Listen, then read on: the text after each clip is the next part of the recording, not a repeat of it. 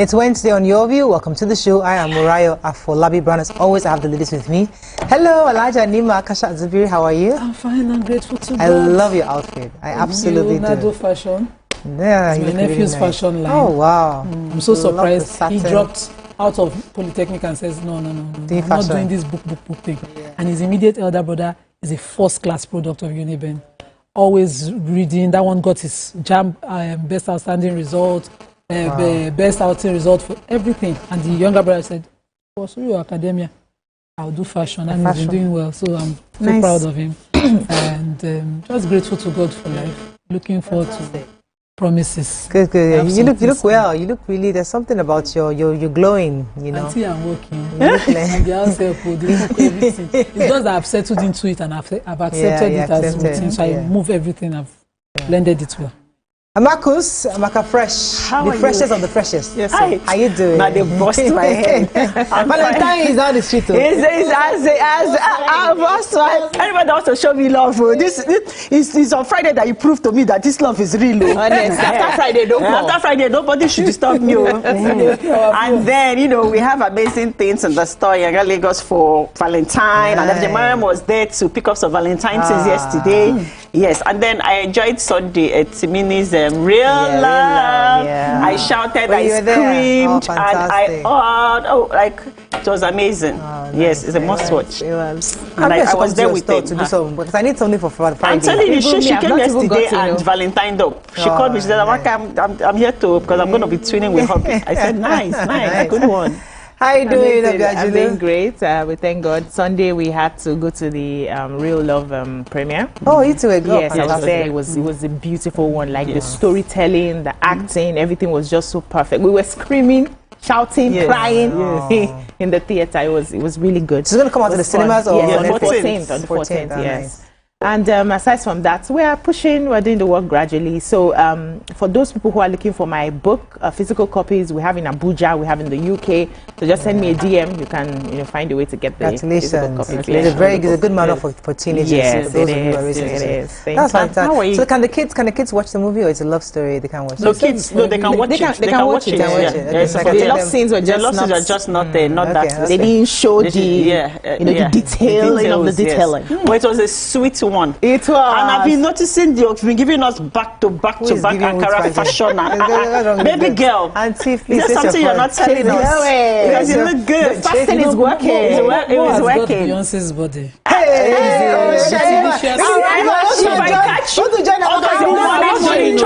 But you've always had a good. You see? I wanted to spoil plantain. Can we not focus on this? I'm very uncomfortable right now. She wanted to spoil it with plantain chips. I'm getting very uncomfortable. Let us focus on our work. Which one? Let's go on a short break. Who is a fine girl? Here we go. Can you blush? I'm blushing. We'll be right back. Stay tuned. Your View will be right back.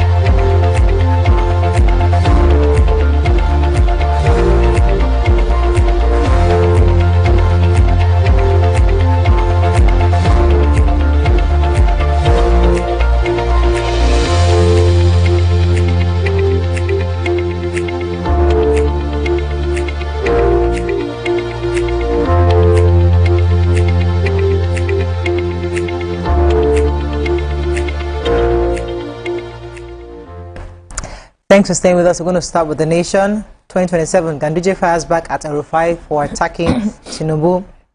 32.8 billion naira given as loans to 169,000 students. Lagos ends work from home arrangement for civil servants. Payment of new fee on ATM card use begins on March 1st. EU vows firm response to Trump's tariffs. Emirates Air Peace sign pact to link 13 Nigerian cities. Dangote refinery slashes diesel ex-depot price to 1,020 naira per litre, excuse me. And I'm not bothered about re-election, says Fubara. Okay, which story are we starting with? Chuck. So the CBN's acting director of Financial Policy Regulation Department, John Onoja, has decided to break the news that going forward they've reviewed upwards the fees charged at the automated teller machine withdrawal effective from March 1st. So we have about 2 weeks to that news. Starting with that, if you take 20,000 from a non-bank ATM, so if your bank is another bank different from the one you're taking the ATM from, you'll be paying 100 naira per 20,000 naira fee for withdrawals. And for ATM belonging to your banks, you will not to your banks, you will not have to pay that amount. Sorry, withdrawals from on-site ATM. Sorry, from those with your bank, you pay 100. For ATMs belonging to other banks, and 100 naira fee plus surcharge of not more than 500 naira per 20,000 naira withdrawals will now apply. So I took the story upside down. So for the non-bank ATMs, there's a 100 naira fee and a surcharge of 500 naira on every 20,000 naira fee.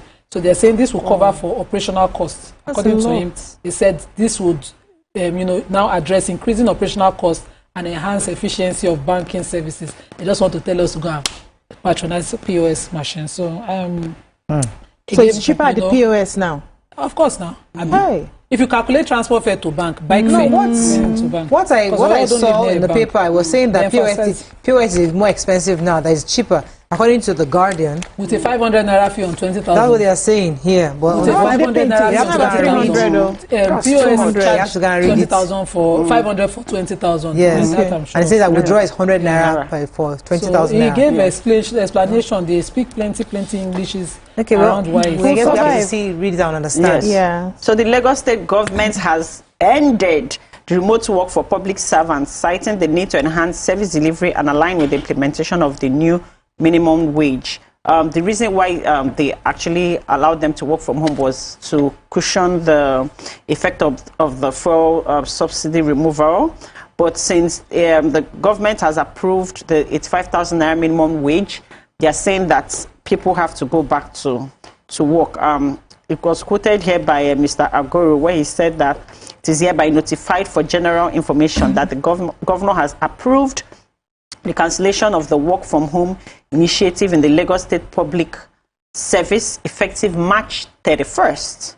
Yes, it said the remote work policy was introduced February 24, but it has finally come to an end. And this is to ensure improved service delivery across ministries, departments, and agencies. And in another news, the state government has launched a 5-year industrial policy to transform the state into a globally competitive industrial hub.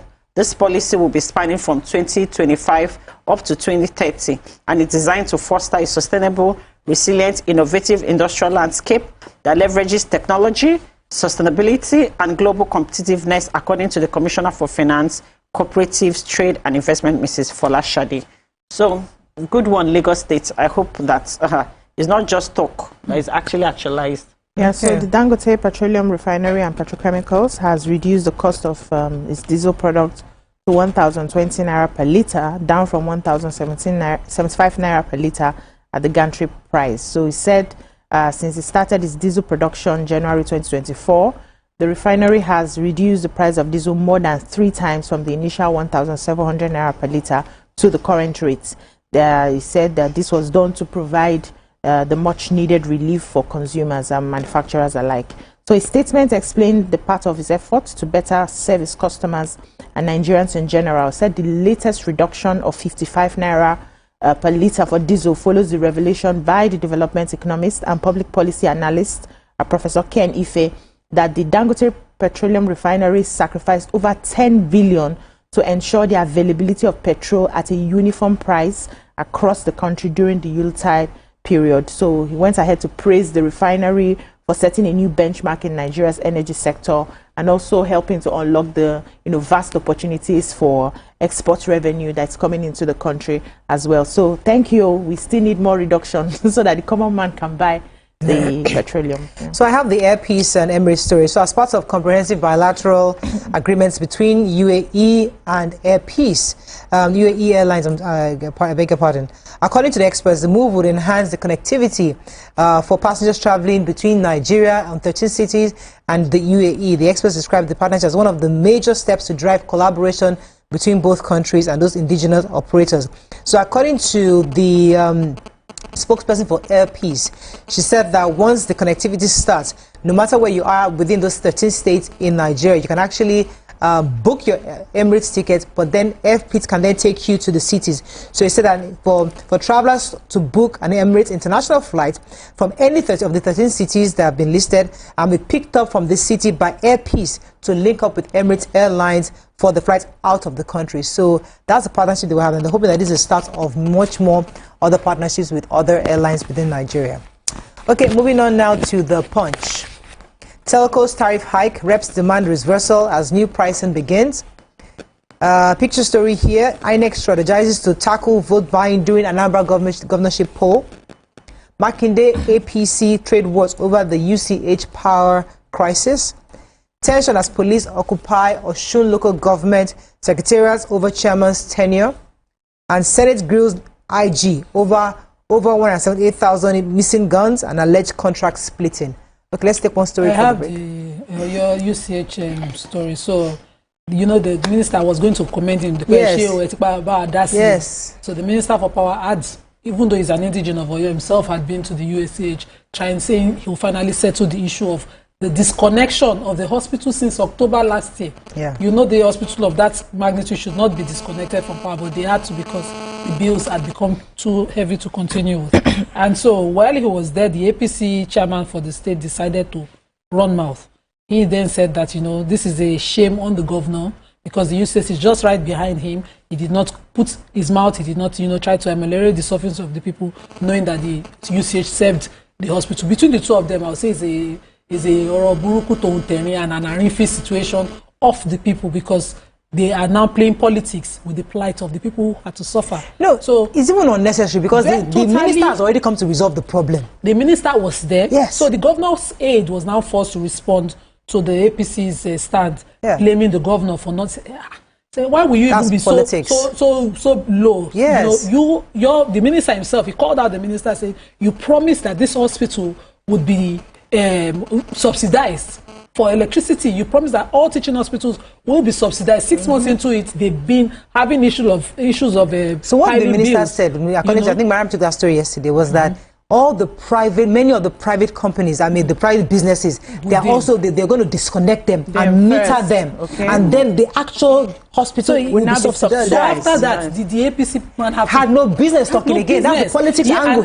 Even though, yes, I blame the APC, the minister. I'm totally upset with the minister on this UCH issue. I've also blamed the governor because if he had done what Borno State governor did when Boko Haram was killing his people, and lay siege to the office of the minister in Abuja. No, I think it's not about laying siege. It's about having a conversation. You have to represent your people. The House of Assembly members have to make this about the people 100% it's not every only time. UCA, there are other schools, there are universities. So there's a multiple. I took it now. I know. I took it when the Ibadan Disco had to go and disconnect a teaching hospital where you get the most affordable health. So I agree with you. It's just annoying. So I'm just saying that the minister has finally spoken, and the APC guy had no business getting involved. He shouldn't have thrown that jab. There was no need for it. Let's go on a short break. When we come back, we'll continue this review. Stay with us. We'll be right back.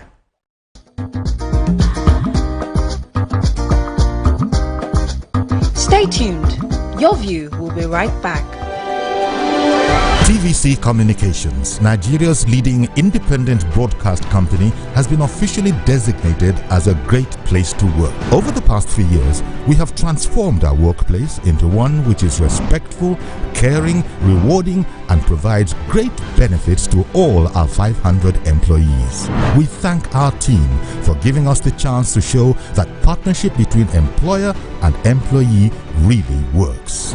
TVC Communications, officially designated as a great place to work, and now the only broadcasting and media company not just in Nigeria but throughout continental Africa to be fully certified. TVC Communications, a great Nigerian company, a great Nigerian place to work.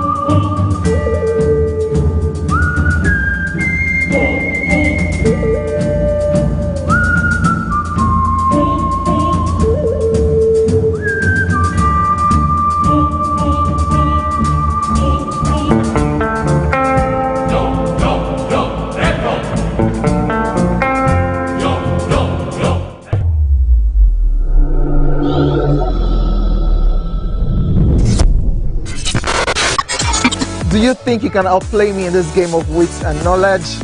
Can you go 7 rounds without flinching?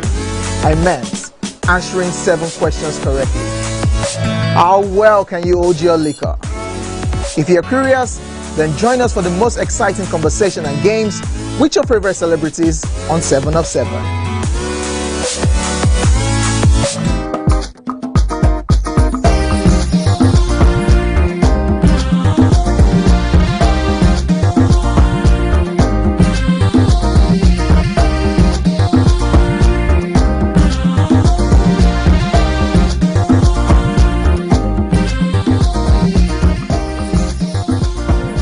Thanks for staying with us. So we continue with the punch. Okay.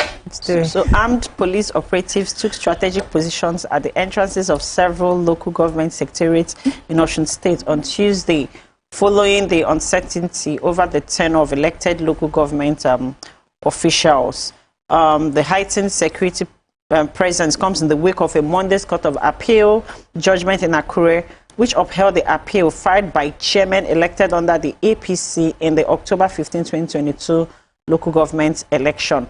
So there's a bit of controversy where the APC people are saying that the ruling has automatically allowed them to reinstate and restore the sacked local government officials to office, while the Osun State government has countered that claim, maintaining that there was no place in the judgment that, or in the ruling, that it stated that the sacked chairman be reinstated, that nowhere at all. So maybe the court has to give clear interpretation of its ruling. Obviously, it wasn't clear for them to have such controversies. Okay, so the Nigerian telecommunications operators have started implementing the long-awaited 50% tariff hike following the regulatory approval from the Nigerian Communications Commission. They said the lawmakers had moved to halt the rollouts, citing economic hardship. The House of Representatives on Tuesday directed the regulator and Minister of Communications, Innovation and Digital Economy to suspend the tariff increase, arguing that Nigerians cannot afford higher telecom costs amid rising inflation and the removal of fuel subsidy. They said the tariff hike had been cleared by the NCC and was scheduled to take effect nationwide starting Monday. They said MTN, the country's largest telecommunications provider, had already started implementing revised rates as of Tuesday. Other key players like Glo, Airtel, and Nine Mobile are yet to release their new pricing structure. So the senior MTN executive who talked about this said that they have started updating their own price list. However, the process is gradual and they haven't completed it yet. The adjustments meant that, for example, the 1.5 gigabytes monthly plan previously priced at 1,000 naira had now been replaced with 1.8 gigabytes plan costing 1,500. 15 gig has increased from 4.5 to 6.5. 20 gig plan 7.5, and from there, said even the larger gigabytes have also increased. But they said that not all the prices have gone up. Some prices were not touched at all. Some are still below the 50%. But let's see how this rollout works.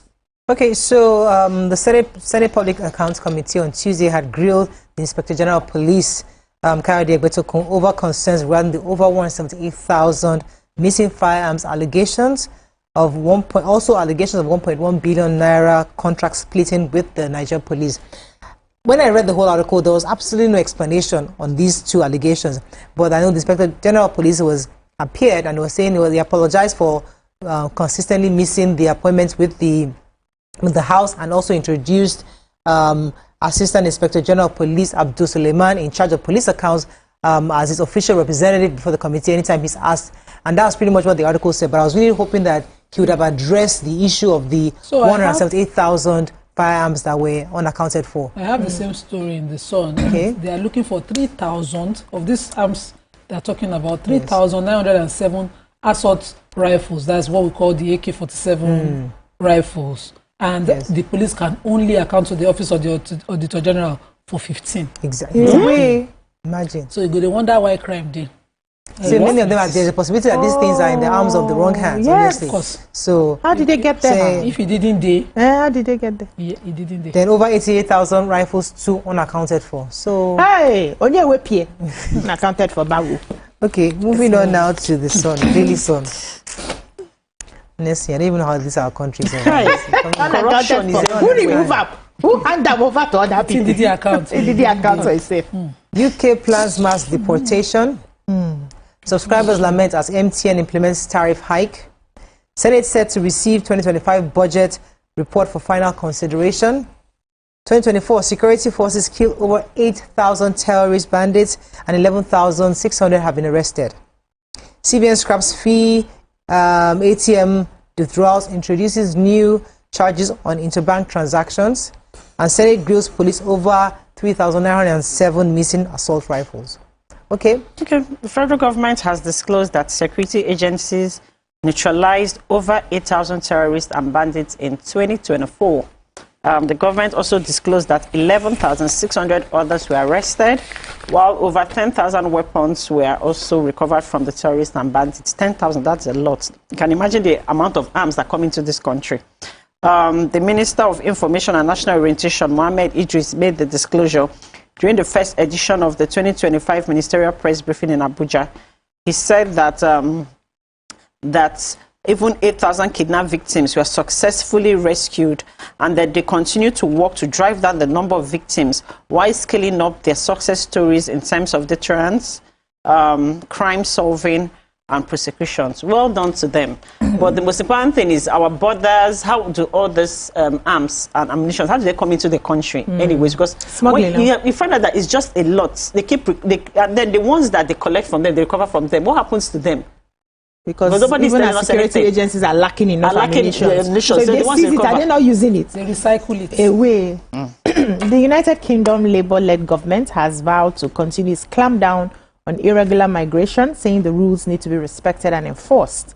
The Home Secretary, Yvette Cooper, in an interview on GBN station, the Home Office website, said 19,000 irregular migrants inherited from the Conservative government have been deported since Labour took over. They said they need to rebuild public confidence in the immigration system. They need to show that the rules are respected and enforced, and that's why it's part of their government's plan for change. They are putting significant additional resources to immigration enforcement and returns so that those who have no right to be in the UK will be taken back to their own country as swiftly as possible. Now, the Prime Minister, Keir Starmer, in a tweet at his X handle on Monday, said too many people are able to come to the UK to work and they are putting an end to it. He said in the coming months they will introduce new counter-terror style powers to identify, disrupt and smash people smuggling gangs as part of new robust legislation to protect the UK border security, which has second skilled reading in the House of Commons. So they are making sure that they are returning people. Even they said about 19,000 failed asylum seekers are going to be returned. They are just taking everybody away from their country.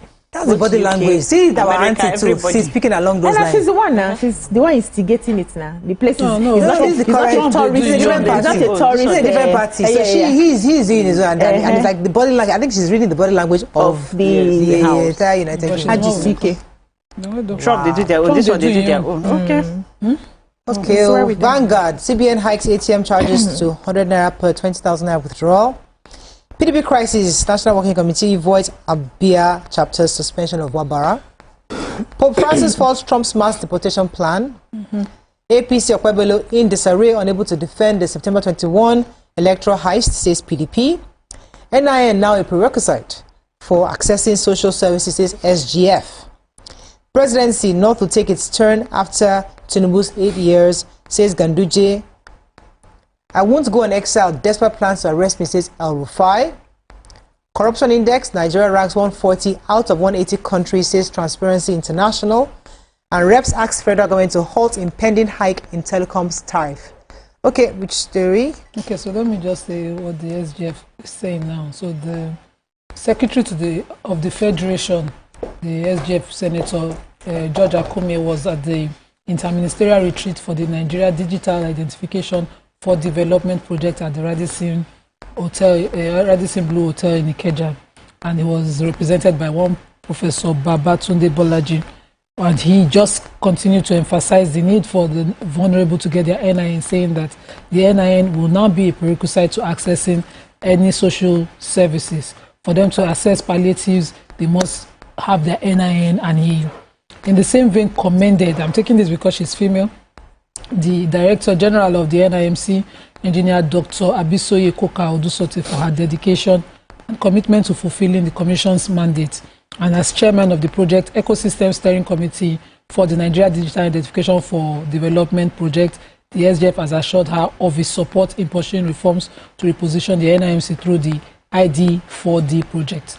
I'm just so proud of what she's doing. We know that a lot of people are getting their data captured, but this is not news if it's not already been effected, because we know that some approval has come out for another distribution of I think 50,000 or 5,000 per vulnerable person, so it should already be used. Okay, so Pope Francis has frowned on United States President Donald Trump's deportations of illegal migrants from his country. Yes, he spoke on the issue as Venezuela brought home nearly 200 undocumented migrants from the United States, even as the UN warned there should be no forced returns to the troubled Caribbean country. The Pope had written letters to the US bishops on Monday, stating that deporting migrants who are fleeing their countries for genuine reasons would damage their dignity and place them in a state of vulnerability and defenselessness. He said that this does not impede the development of a policy that regulates orderly and legal migration.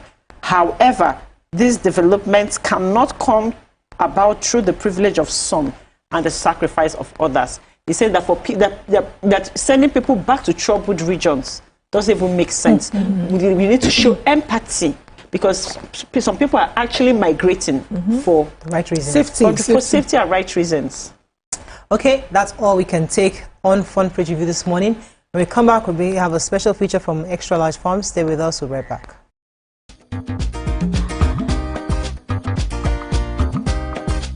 Stay tuned. Your view will be right back. What if upgrading your TV doesn't mean buying a new one? Unbelievable, right? But with the new Airtel Smart Router, you can now watch YouTube on any TV.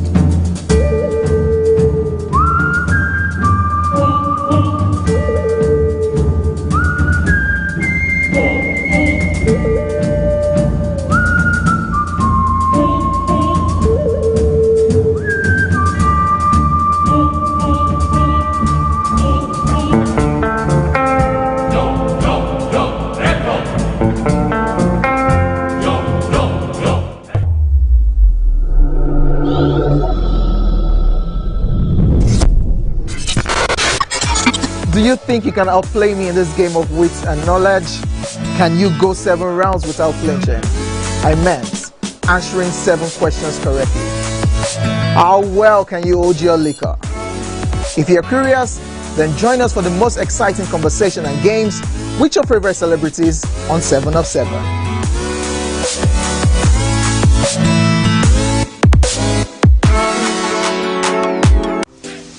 Welcome to Pure Entertainment. What would you like to order from our menu today? We have the regulars. So let me go and look for my jam results. My 20 was 320. I suppose don't be one medical. At this point, I contest my jam results. I want to close the show. I can go. I can. Yeah, that's all we can take. I choose to close the show. Ladies and gentlemen, #1 Unavailable by Davido featuring Musa Keys. We also have today's chef special. Yo, shiny, yeah. Say recap done, and it's time for number 1 on the countdown. One of Nigeria's hottest artists right now, his name is Rema, and this one is called Charm. Kick it. Another.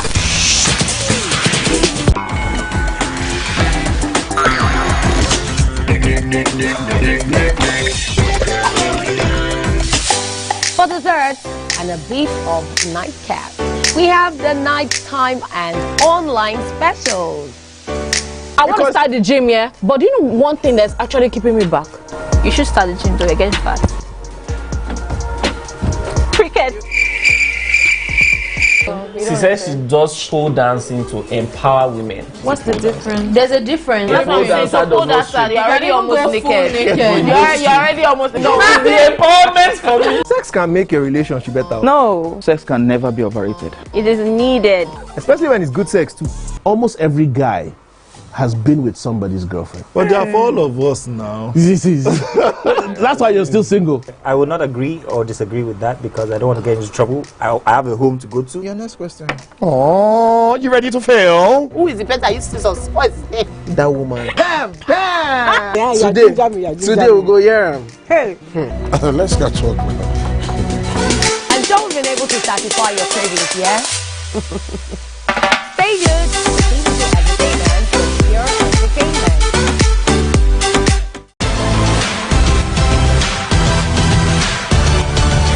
Now you can catch up with your favorite programs on TVC. Log on to www.youtube.com/TVC Entertainment. Join the fun.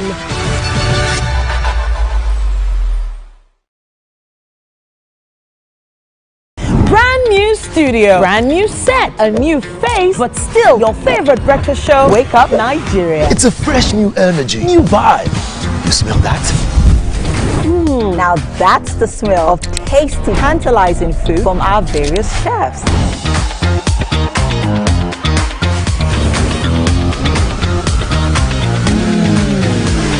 And when it comes to sports updates with insightful analysis, the place you want to be is Wake Up Nigeria. That's right. Every second there's a fresh occurrence, and every minute there's a story to tell. Keep abreast of happening locally and internationally via the news updates of Wake Up Nigeria. It's live camera fashion, where we strut, slay, and sashay, and keep you updated with all the latest fashion trends. Level up your morning. Watch Wake Up Nigeria, where every morning begins with a spark.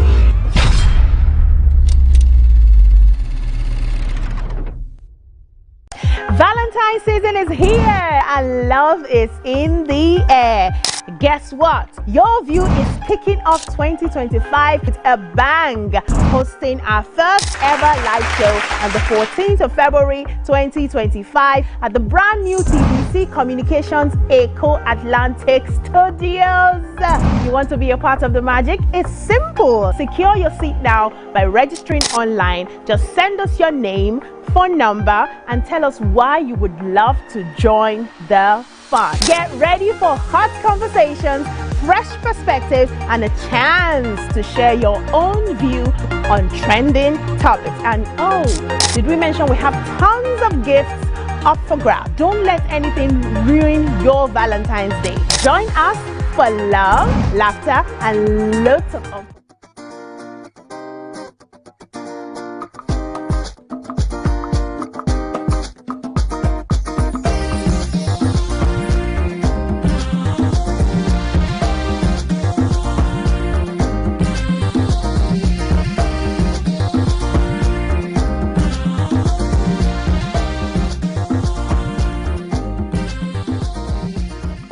Thanks for staying with us. So joining us on the show is the Managing Director, Extra Large Farms and Resorts, a friend of the house, Dr. Muji David in the building. Good to have you. Thank you so much. You know, you've always told us about this Extra Large Farms Resort and becoming a go-to destination. Tell us a bit more about why it became such an exceptional getaway for people to go. Yeah, so thank you for having us once again, and I must tell you, this place is amazing. Yeah, it's the first time in the studio. We go one shamu. So, Extra large farms and resorts, for the sake of people who are just, watching us for the first time, it's the biggest luxury farm resort in the whole of Africa. Yes, wow. I can put my chest to say that. Yeah. So what we're trying to create is we want to give people an experience, an exceptional and unforgettable experience, an holiday experience, training retreats and all that, but in a farm. So you come to a farm, you're expecting all the normal, things of an African farm, but then you come and you discover that no, I'm here for something else. So we're creating memories, we're helping families to bond better, and then we are also preaching agriculture in a very subtle way. So on a normal day, if we tell everybody, oh, come and farm, it may sound weird, because people are so used to all the hardship and non-profitability and all that, attached to farming. So, but then when they come to this farm resort and they see how it works, they see things working here, then it gives them the confidence to want to be able to, be part of it. Like I always say, if we want agriculture to be better in Nigeria, we have to be ready to wear a new apparel for it. The more we keep presenting it like a business where they never do well, we keep presenting all the hard sides of it. All the holes. The holes and the cutlasses, and all the hardship and difficulties, surrounding it. Nobody will go into farming, and that's why up till today we're still importing maize, we're importing tomatoes, we are importing everything importable into Nigeria, and we have the land. So all we just want to do is to wear a new apparel for agriculture, make it more attractive and fun, so people can be able to come into it. So can you just give us a general overview of your facilities and the activities that guests can look forward to when they come on the farm? It's an unforgettable experience. Starting from your wake up in the morning, you can attest. Thank you so much. Starting from your wake up in the morning, you wake up to aerobics. So we have an aerobics instructor in the house, and it's not all the hard ones, but something soft and nice, that makes you want to live. It gives you a reason to want to live more. Want you to live longer than you had planned to. And then breakfast time is always very interesting. So this is very important to note. At Extra Large, we don't feed you with the normal kind of English breakfast and all that. You came to a farm, so you're going to eat from the produce. Wow. Talk about your momoy and the ogi and the beans porridge and the asaro and everything African but very beautiful. You eat akara, you don't want to stand up again. We let you experience that. Then in the cool of the evening, you want to swim. There's a swimming pool. You want to see a movie. There's a movie site. In fact, those coming for this Valentine's, we should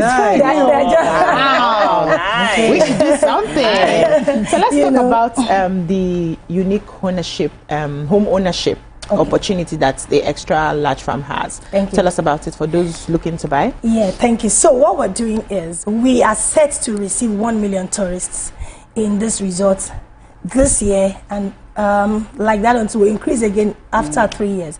So as we are getting ready to receive all this, it's been amazing in the past 1.5 years that we opened, and the patronage has been much. We've been able to host the big names in the industries. A lot of big corporate organizations have come for their retreats. We've had a lot of families come together and all that. So we're preparing for the expansion, and that's why we're making more rooms available, because as it is now, we do not really have so many rooms. So I think at the moment our capacity can take maybe about 250. That's a lot. That's a lot. But you want to expand. So we want there to be a time that you are 2,000 people that wants to lodge overnight. We can take you. But that's where we're going. So you have that large land space. Oh, we have the land. we have the land and everything. So we thought to ourselves, everything about Extra Large is always wrapped around empowerment. So yeah, we can now always do it by ourselves and be eating all the money, but what difference does it make? You're blessed to be a blessing. And we also thought that a lot of people are going into real estate these days, all in the name of buying a property. Some leave it to appreciate, some just buy the house, and at the end of the day they discover that something that is supposed to be an asset for you now becomes a liability. You're paying bills on the house that is not generating anything for you, and it's been locked up. So now we give people an opportunity to own a holiday home in the biggest luxury farm resort in Nigeria and Africa, which is Extra Large Farms. So yes, it's your house, but we manage it for you. So when you don't have any reason to be there, we give it out on short-let rentals to people, and you get paid for it. You know, and the kind of rental you get here, and I think we can begin to liken it with something you can be earning around Banana Island, because you know, small investment like a 2-bedroom, for example, cottage is going for 50 million naira now, and you are able to make between 5 to 10 million naira in rental incomes on it without blinking an eye. We take care, we maintain, we do the housekeeping, everything. The money comes into your account. Plus, it's like you're eating your cake and having it. You know, so when you also want to come for your holiday with your family, you have your space. You still have your house. You know, it's a win-win. But I heard you talk about the Valentine package. You said people coming for Valentine, and I have been for the Christmas holiday with my family. I really enjoyed it. So I want to know details of that, your Valentine. Oh my God. Okay, so for those who are interested in, you want to treat your spouse out in, you want that spouse to have a very unforgettable memory. Let me call this number now, 070-8849-6478. So we have a package for about 300,000 naira, which is all inclusive, everything. We have a candlelit dinner session, buffet on Friday night. There is a open air cinema. There is a, you know, in the morning there is a lovers fiesta on Saturday, and in the evening there is a bonfire party. There's a marriage vow renewal. You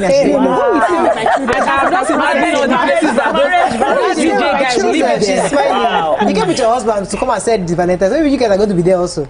Of course, definitely. There's nowhere to be.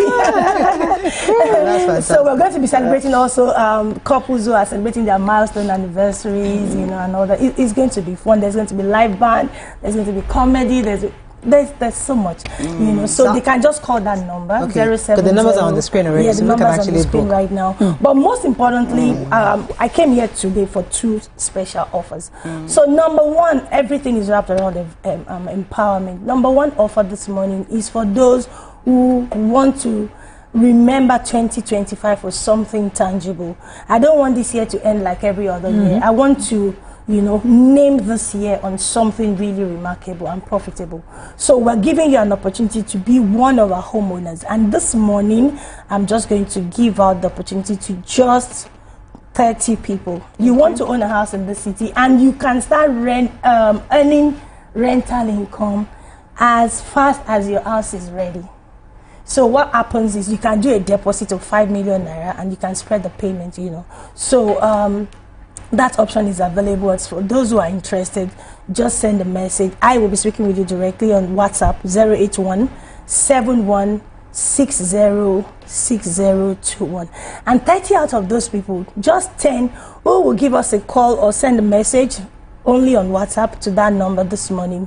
You know, I'm interested. We talk about it. We will even give you this Valentine's package for free to come with your spouse. So just because you're indicating interest to, you know, be your homeowner in the city. Then number 2, I think you're going to be seeing more of my face maybe in the next 4 weeks. So we're having this massive empowerment because we discovered, look at last year, towards the end of last year, Nigerian government declared that Nigerians in diaspora brought in about $90 billion, you know, just coming in for dirty December. It tells you so much money that we have, you know, and it's all wrapped around tourism. All of them that came from all those places is majorly because of tourism in Nigeria. So we're giving the people the opportunity to earn a lot, earn big in agri-tourism. It's new, it's fresh. And, you know, most times the people who come into pioneer programs like this, they are the one that makes the best of it. So we're running a challenge for 100 days, and we're teaching people how to make up to 20 million naira within 100 days, just practicing as affiliates with us in the agri-tourism space. So we're training 1,000 people, and for those who are interested, age is no barrier, gender is no barrier. You can just send us a message. Just say, what do you say now? Say 1,000 empowerment. Just say 1,000 empowerment and send it to that number on WhatsApp, 081-7160-6021. We want to teach them the secrets, the hidden wealthier secrets in agri-tourism, and they join us in the challenge in 100 days, and they have that, you know, they can make that much money. Plus, we're also offering a free trip to either Malaysia or Singapore at the end of the challenge for those who qualify. Fantastic. Well done. Is it a free challenge or do they have to pay? Yes, so they should just send us a message. So because it's a training, we have to train them on what they need to do to become experts, certified professionals with us in the agri-tourism. As we wrap up with this with you, what's the final message you'd like to give to Nigerians, especially seeing how passionate you are about this and you're really trying to help and empower Nigerians? What's that thing that drives you and makes you feel that this is where we need to go as a future? Yeah, so one message I will always say is everybody should look inwards. Nigeria, this is where it's happening. This is the gold mine. There is it's not happening anywhere but here. So let's look inwards. Let's, take full advantage of everything that God has blessed us with in Nigeria, starting from agriculture and then all these other things that we're putting into it. Don't be looking for what you're going to look for in Sokoto. Is inside your Sokoto here. Nigeria is blessed. Open your eyes to see it. Let's make this money together. So you're going to be receiving us, my team. We'll be coming to Extra Large glad very soon for our retreat. To hear that. Yes, so we'll be coming very soon. So thank you for choosing us. Hope to have a good review. Thank you. Thank you. And the world should wait and watch out for the TVC retreat coming up live at Extra Large Farms and Resources. Thank you so much. Thank you so much for accommodating us. We're going to go on a short break now. When we come back, continue with the show. Stay with us. We'll be right back.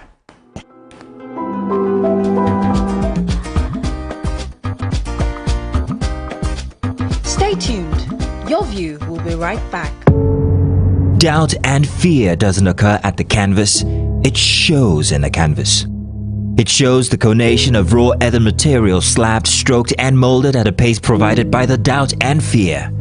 Every move way in the struggle of one to the other, merging the past to the present, brushstrokes of colors seen but not known. For when the wailing stops, the pieces settle down in abject beauty erected for a century of a century.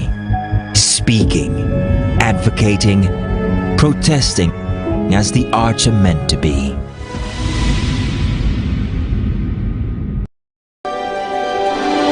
TVC Communications, Nigeria's leading independent broadcast company, has been officially designated as a great place to work. Over the past few years, we have transformed our workplace into one which is respectful, caring, rewarding, and provides great benefits to all our 500 employees. We thank our team for giving us the chance to show that partnership between employer and employee really works. TVC Communications, officially designated as a great place to work, and now the only broadcasting and media company not just in Nigeria but throughout continental Africa to be fully certified. TVC Communications, a great Nigerian company, a great Nigerian place to work.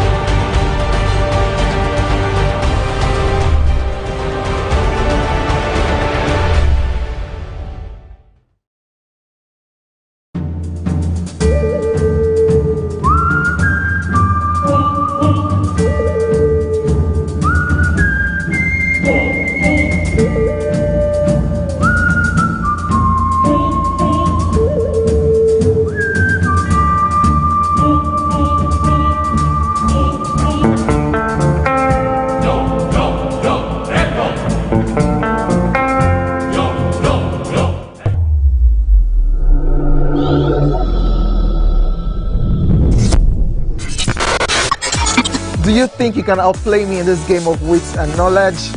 Can you go 7 rounds without flinching? I meant answering 7 questions correctly. How well can you hold your liquor? If you're curious, then join us for the most exciting conversation and games with your favorite celebrities on 7 of 7.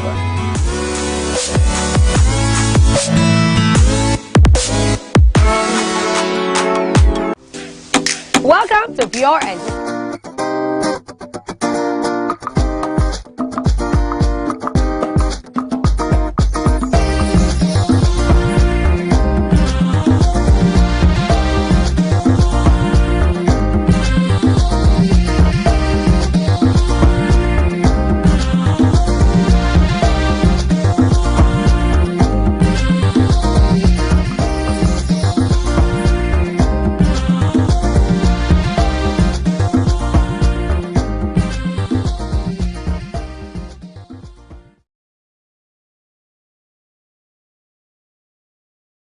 Thanks for staying with us. Oftentimes on the show, we've discussed the perennial issues of epileptic power supply and other associated subjects like estimated billing, metering, incessant grid collapse, energy theft, vandalization, and so many others. Today, however, we'll be discussing the plight of 86 million Nigerians lacking access to electricity in total.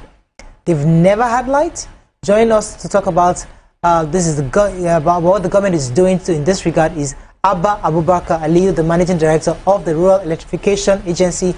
Welcome to the show, sir. Good to have you. Welcome, sir. Thank you. Thank you so much. So when we heard 86 million Nigerians have never had electricity, that's shocking.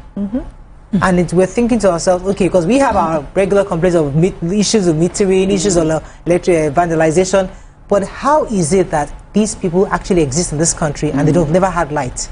What's that about? Thank you. Thank you very much for this question.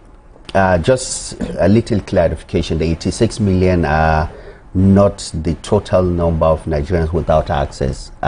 Total number of Nigerians that some of them without access, some of them without reliable access.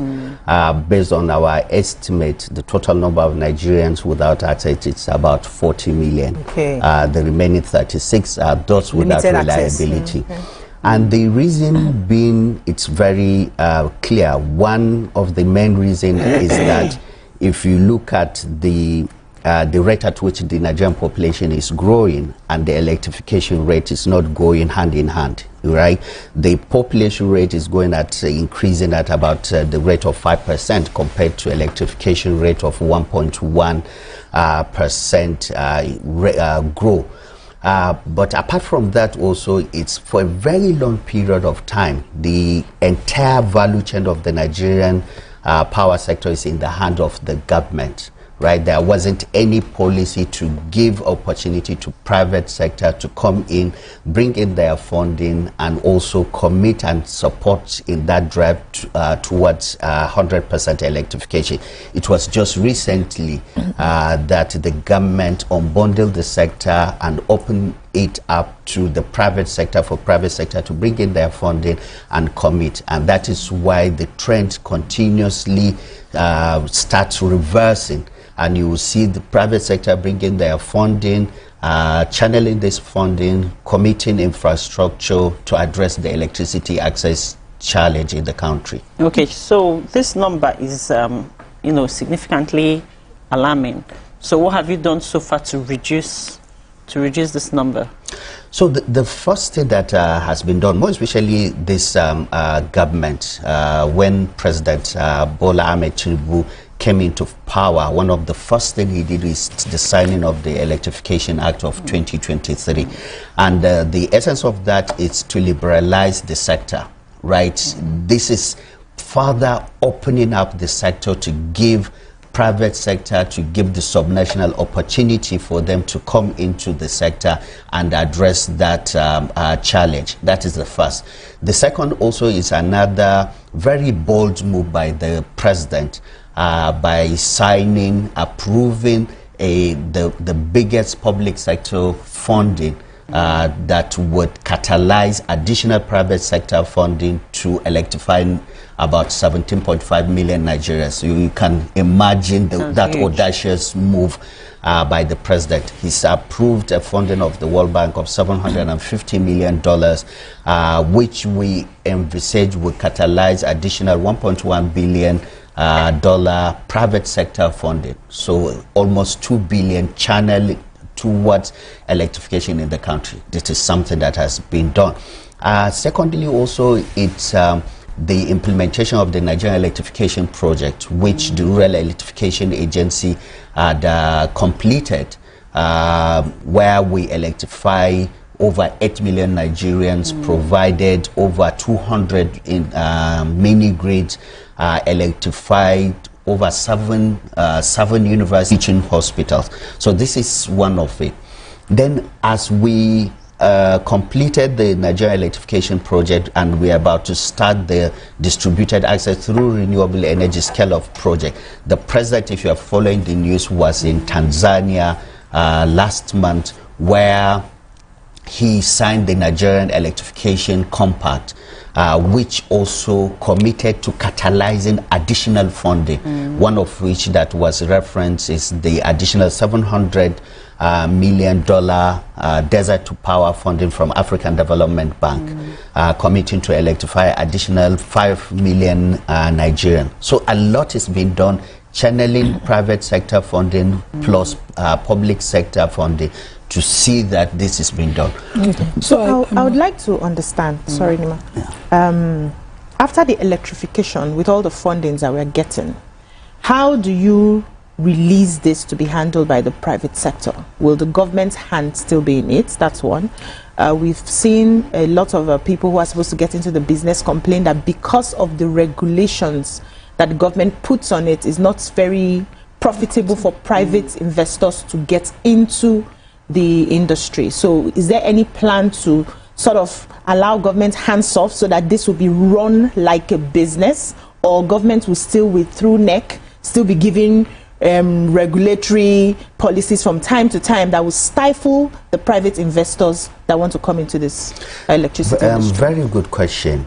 The first is, even before now, the entire framework that we developed is around the private sector. And this is for us to ensure sustainability of our projects.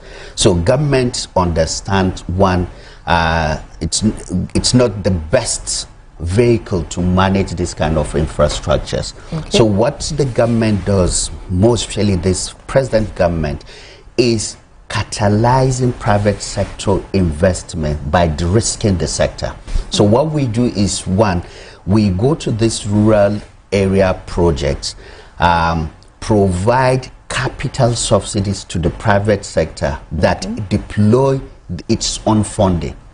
The reason behind this is, one, to ensure sustainability of the project. If you go and deploy infrastructure in rural areas, one of the main things is this is government property. I don't have to pay, or it's nobody's ownership, it's government ownership, so nobody cares about it. So what we do is we now incentivize the private sector to say that, okay, get loan, get financing, international, local financing, go and deploy this infrastructure to address the electricity challenge of these rural areas. As you deliver it based on the predetermined standard specification, you now come and the government will now incentivize you with capital grants to continue to operate it. Reason also being that these rural areas, like you rightly said, are not viable areas. The private sector would feel reluctant to go to villages and deploy that to do that. So they don't like to go in there. So that is why we incentivize them to go to this.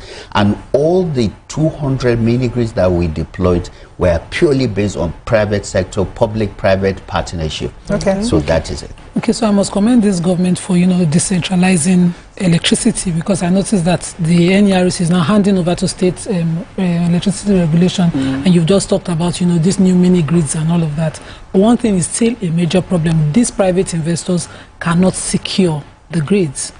We know the vandalization that the electricity industry continuously suffer, that collapses the grid because people are stealing, public property that ensures that we get power wherever we are. The North had this disconnection for such a long time. I'm sure you're aware of that. So what exactly is government doing to ensure that each place where we're generating this power have a I don't want to safeguarded. It's safeguarded, or a special team, provided for them. So the wisdom of the Honorable Minister of Power is, while he's working towards strengthening the national grid, which serve most the band A, B, and C.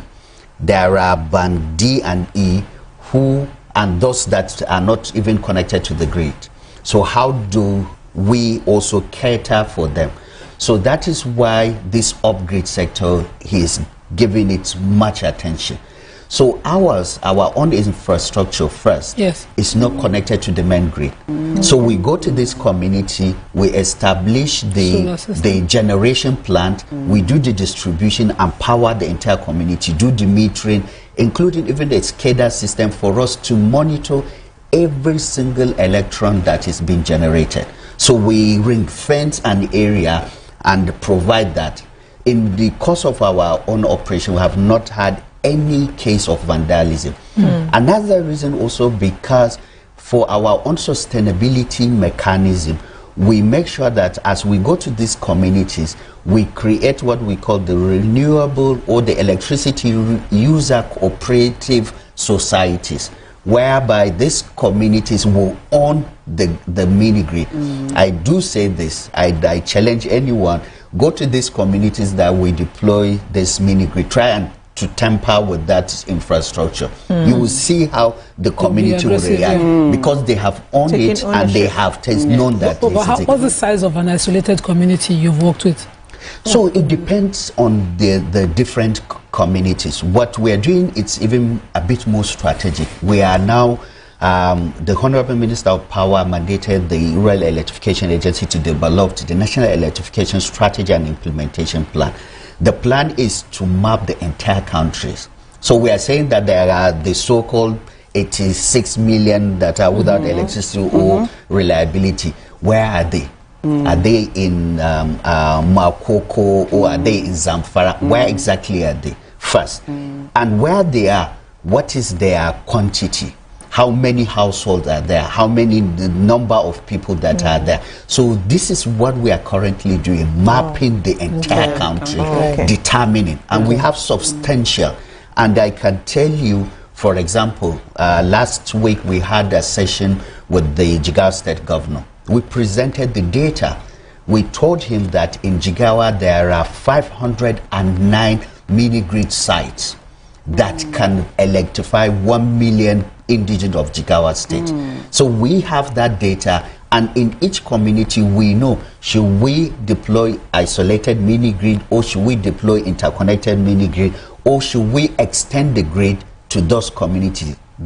Just determining the most efficient, least cost of electrifying this community for us to achieve the 100% electrification. Let's discuss timelines, because Nigerians hear these things and are thinking, okay, we hear when is the money coming from African Development Bank, where is the government going to start it? So we understand the mapping is going on, but what times can Nigerians look up to for this to be materialized? I was on the media yesterday on the Channels TV, and I was asked this same question, and I want to commit to that.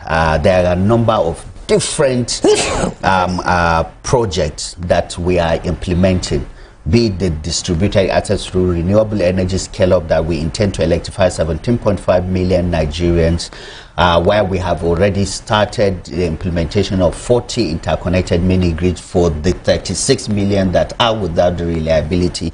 We are also working in 8 additional universities and 1 teaching hospital. I hope your university is one of the 8 that we are working on. Is the UCH one of them? So this is University of Ibadan, University of Lagos, Obafemi Awolowo, Ahmadu Bello University, and Federal University in Nsukka. These are the 5 next universities that we are starting with, and UCH is with the teaching hospital. So these are the things that are. So this timeline has before, by the end of this year, we want to commission over 60 mini grids. That's one timeline. We want to move significantly advanced towards the 40 interconnected mini grid. We want to complete at least 2 of the 8 universities that we have started working on. That is University of Port Harcourt, there is Nasarawa, there is Kogi, there is Yola, there is Imo, Federal University of Technology in Imo, there is Uyo. There's another one in Ogun, I think. So these are the 8 universities that we are currently working on. So before the end of the year, we'll complete at least. We wish you all the best, because I hope to bring you back towards the end of the year for another second part of this meeting, because we have a lot of government of people come and tell us, make us promises, and they never follow timelines. So we'd love to bring you back again. Hopefully you give us some good stories when that time comes. Please keep to your words. Well done with the work you're doing so much. Thank you, sir. Thank you. Let's go on a very short break. When we come back, we'll move to our hot topic of today. Stay with us. We'll be right back.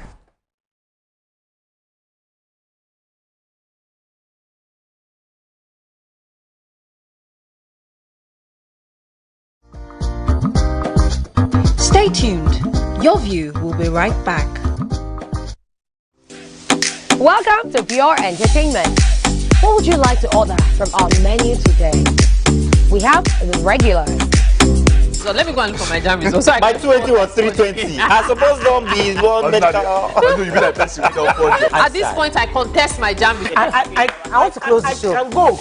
I can. Okay, that's all we can take. Ejeki, close the show. Ladies and gentlemen, number one, Unavailable by Davido featuring Musa Keys. We also have today's chef special. Yo, shine, shine, shine, shiny, yeah. Say recap done, and it's time for number one on the countdown. One of Nigeria's hottest artists right now, his name is Rema, and this one is called Charm. Kick it. Another.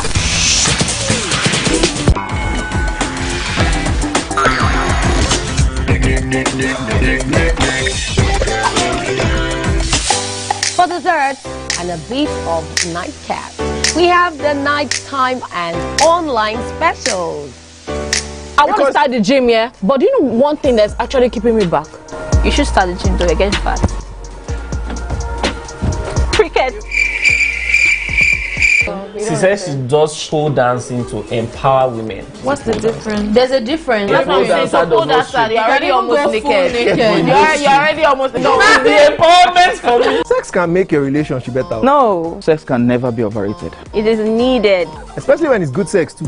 Almost every guy has been with somebody's girlfriend. But they are for all of us now. That's why you're still single. I would not agree or disagree with that because I don't want to get into trouble. I have a home to go to. Your next question.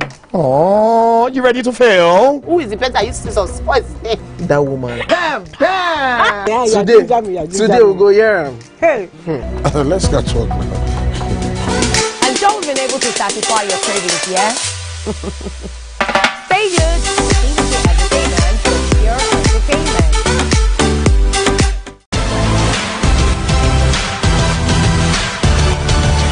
Now you can catch up with your favorite programs on TVC. Log on to www.youtube.com/TVC Entertainment. Join the fun.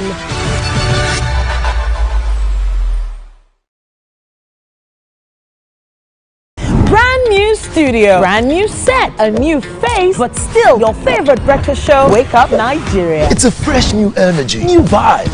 You smell that? Now that's the smell of tasty, tantalizing food from our various chefs.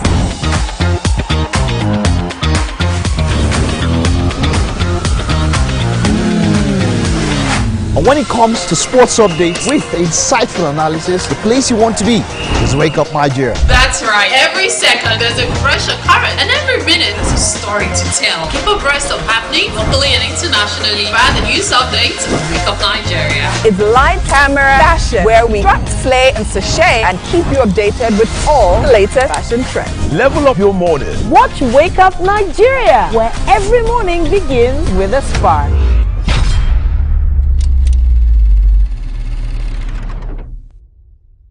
Valentine's season is here and love is in the air. Guess what? Your View is kicking off 2025 with a bang, hosting our first ever live show on the 14th of February 2025 at the brand new TVC Communications Eco Atlantic Studios. You want to be a part of the magic? It's simple. Secure your seat now by registering online. Just send us your name, phone number, and tell us why you would love to join the fun. Get ready for hot conversations, fresh perspectives, and a chance to share your own view on trending topics. And oh, did we mention we have tons of gifts up for grabs? Don't let anything ruin your Valentine's Day. Join us for love, laughter, and lots of unforgettable moments. See you there.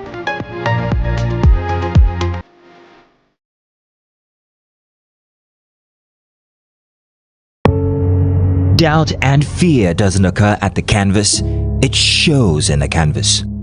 It shows the conation of raw earthen material slabbed, stroked and molded at a pace provided by the doubt and fear. Every move weigh in the struggle of one to the other, merging the past to the present, brushstrokes of colors seen but not known, For when the wailing stops, the pieces settle down in abject beauty erected for a century of a century. Speaking, advocating, protesting as the arts are meant to be.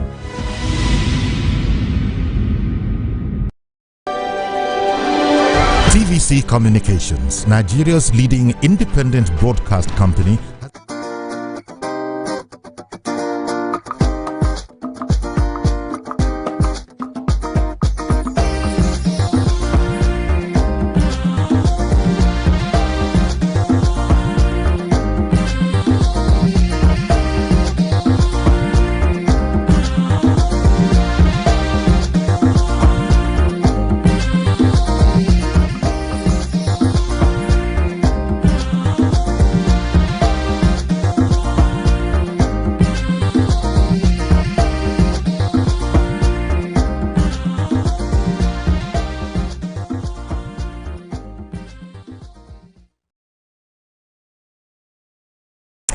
Thanks for staying with us.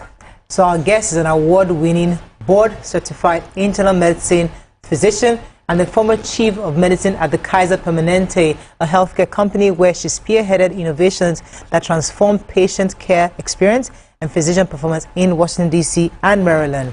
Known for her dedication to personalized healthcare, welcome with us Dr. Anna Tykas in the building. Thank you so much. So grateful to be here. We love fine doctors. You blend in. See, they all of you just blend in. Good to have you on the show. Thank you. So, I mean, we hear you're doing such an amazing work, you know, within Nigeria, even outside Nigeria. But let us start with your journey to become a doctor. How did that start? And so just give us a brief. Sure. So, interestingly, I never thought I would be a doctor. My dad was an architect. He just passed recently. So I always thought, thank you. So I always thought that I would be an architect like him. So I used to accompany him, you know, to the office, have my own board, everything. But one day he told me, he said, I think you should go and do medicine. That architecture is too tough for women. So, you know, being a woman, I was like, no, I can test anything. But I found out, you know, in secondary school that I really actually loved life sciences, like chemistry, biology, you know, a little bit of physics and things like that. And I really had a heart for people. I always was caring about people. How can I help? How can I? So I just realized that, yes, medicine is where I'm supposed to go.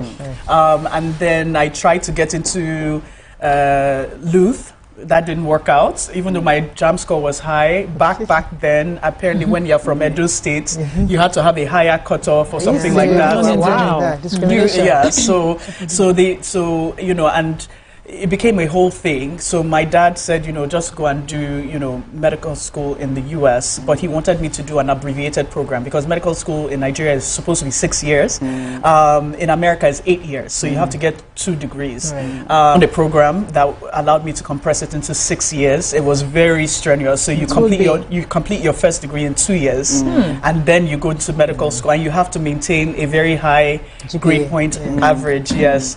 So I eventually did that, and then I did my residency at Georgetown Washington Hospital Center, and then I started working at Kaiser Permanente right away, and thank God I was promoted after the first year, and it just kept going up from one position to another until I became the youngest chief of medicine actually for the entire region. Yes, so I was able to, like you read earlier, just spearhead a lot of innovations. Innovations is actually one of my core strengths, and transform patient care, you know, physician morale, and even just performance as a whole. So I'm really proud of that. As a follow-up to that, I know that we know you're in Nigeria. Yes. So tell us a bit about that journey. And I know, wait, let me So I wanted to ask, what innovation did you bring to Nigeria? I want to know exactly how, you know, your space, your work here, what's the impact is made and what's about. Yes.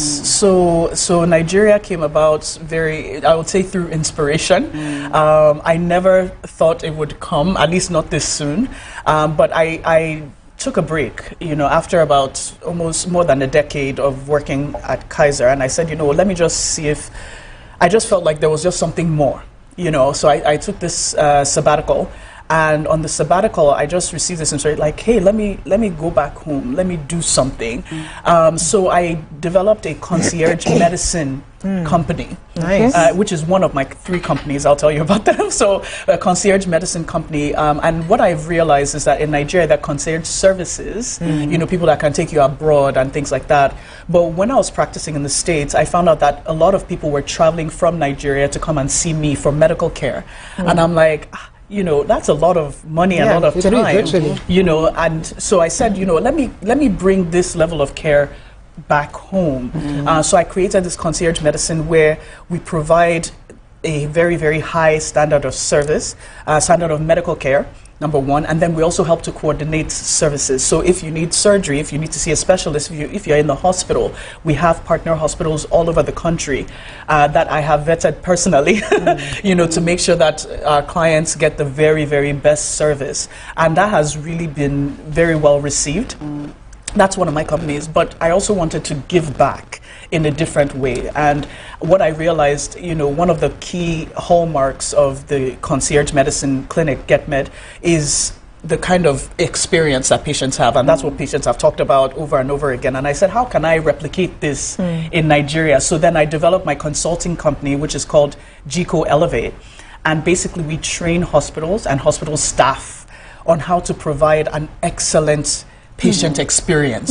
So this is all over the country. Exactly. You know, so we're working with a very big hospital right now. We also on our social media page, we're putting out videos that would help so that wherever you are in the country, you can actually, because it's not part of our medical training, you know, how to actually interact with, it is not. No, in any part. I'm telling you, I think I just heard England has just put it, the UK has just put it into their training. But how come their services are different from our services, even if it's not part? So we're talking about patient experience, trust me.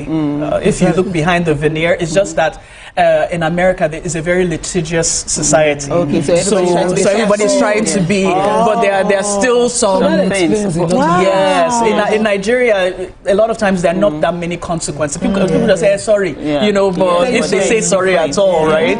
Yes. So yes. Sorry. So, but what has been your experience so far in terms of, you know, you speaking or partnering with different hospitals, the experience here with Nigerian hospitals, you know, has there been a culture shock? Are things the same? Because, you know, my sister is a doctor, so she started from me and she's now a doctor in Canada, and she feels that Nigerian doctors are very good and they have the hands-on experience and they treat you like patient care more here than they actually do abroad. Because she was saying something like, it's so funny how you go into a hospital in America or Canada and you're pregnant and they don't, the first consciousness is not to take your blood pressure. Instead, they're sending you to do blood works and stuff. Or like in Nigeria, immediately a pregnant woman comes in, the first thing is your high blood pressure, to check your blood pressure. So what has been your experience? Has there been a culture shock? No, actually, I've never had that experience. I mean, when you come in, the first thing you do is vital signs because we need to make sure that, you know, you're okay, especially if you're pregnant, because that could be a life or death situation. So, no, I haven't had that experience. As a matter of fact, maybe it depends on where you train or where you work. So tell us a bit about internal medicine. I mean, tell us a bit about that. So internal medicine is basically where you go if you want to specialize. So if you don't want to specialize, you do family medicine, which we know as GP and things like that. But with internal medicine, you are training to be a specialist. And so I wanted to be a gastroenterologist. And then so I was doing all my rotations and everything. And then I found out, I also like oncology. And then I also like, what was the other one? Cardiology. So I actually did research papers in all of these, and even all the fellowships wanted me to join. And then I realized I like everything. I genuinely like, and what I like the most is actually the patient. Like I loved connecting, I loved the continuity, you know, and I was just like, you know what, I'm just going to stop here when I finished my residency, instead of going further into one niche, I just said, you know, I want to do everything. So what internal medicine does is it gives you not just breadth of knowledge, but depth of knowledge in almost every specialty. Fantastic. And that's supposed to be okay too. It's very some people okay. say if you don't specialize in one, you're not going to be that deep in it. So even before I refer somebody to a specialist, oh my God, I would have already done all the workup. I would have done, because I already know what I'm saying. Okay, so I had to stop her. Clarify for me whether GT Elevate or which one? GECO Elevate or whichever one of them deals with the medical care, bringing the best of medical care here. Okay. Is it to deal with medical tourism so that the care is given here in Nigeria? Correct. Or you still have to refer abroad? I believe the GetMed concierge, that's what it's called, GetMed concierge, the purpose of it is to create pride in what we have here. We already have so many doctors coming back home. We already have fantastic doctors here.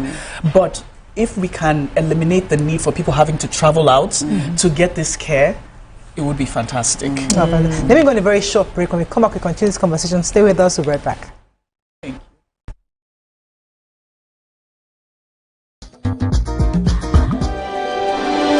TVC Communications, Nigeria's leading independent broadcast company, has been officially designated as a great place to work. Over the past few years, we have transformed our workplace into one which is respectful, caring, rewarding, and provides great benefits to all our 500 employees. We thank our team for giving us the chance to show that partnership between employer and employee really works. TVC Communications, officially designated as a great place to work, and now the only broadcasting and media company not just in Nigeria but throughout continental Africa to be fully certified. TVC Communications, a great Nigerian company, a great Nigerian place to work.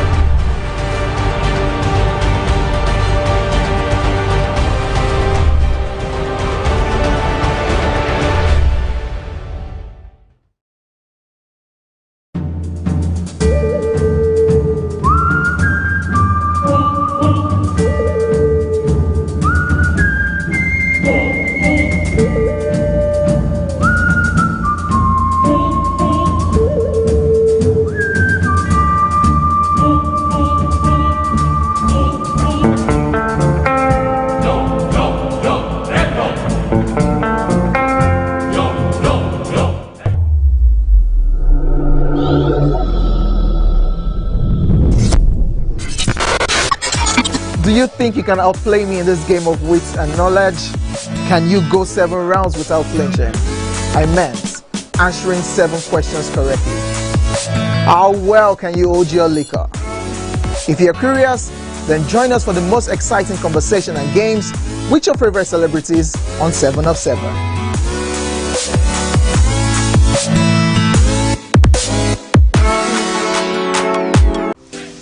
Welcome to Pure Entertainment. What would you like to order from our menu today? We have the regulars. So let me go and look for my jam results. My 280 was 320. I suppose don't be one medical. At this point, I contest my jam results. I want to close the show. I can go. I can. Okay, that's all we can take. I choose to close the show. Ladies and gentlemen, number 1 unavailable by Davido featuring Musa Keys. We also have today's chef special.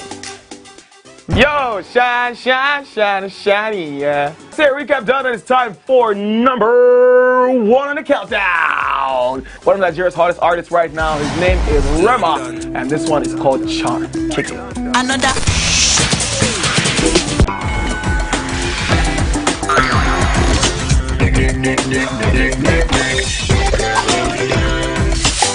For dessert and a bit of nightcap, we have the nighttime and online specials.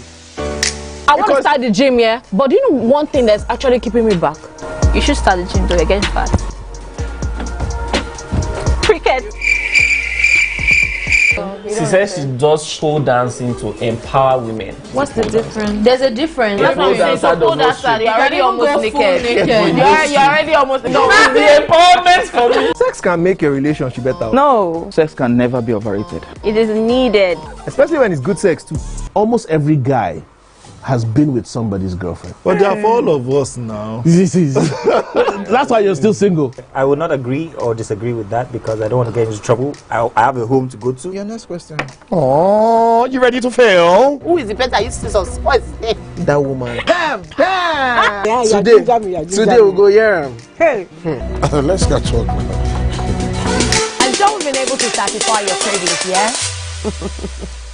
Stay good. TVC Entertainment for pure entertainment.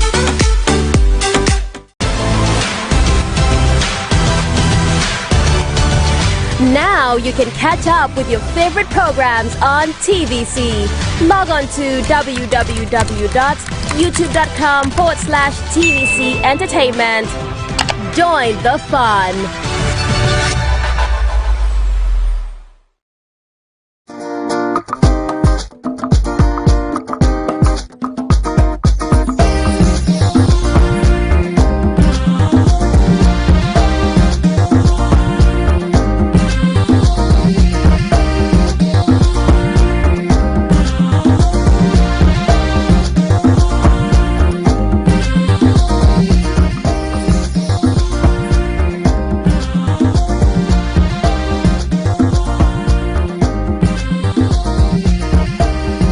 Thanks for staying with us. We still have our guest, Dr. Enna Tychus, here. Before we wrap up with you, I know during the break we talked about the fact that you live in the US, your family is there, but you come to Nigeria every 2 weeks. Tell us about that arrangement exactly. What's the objective and what are you trying to achieve?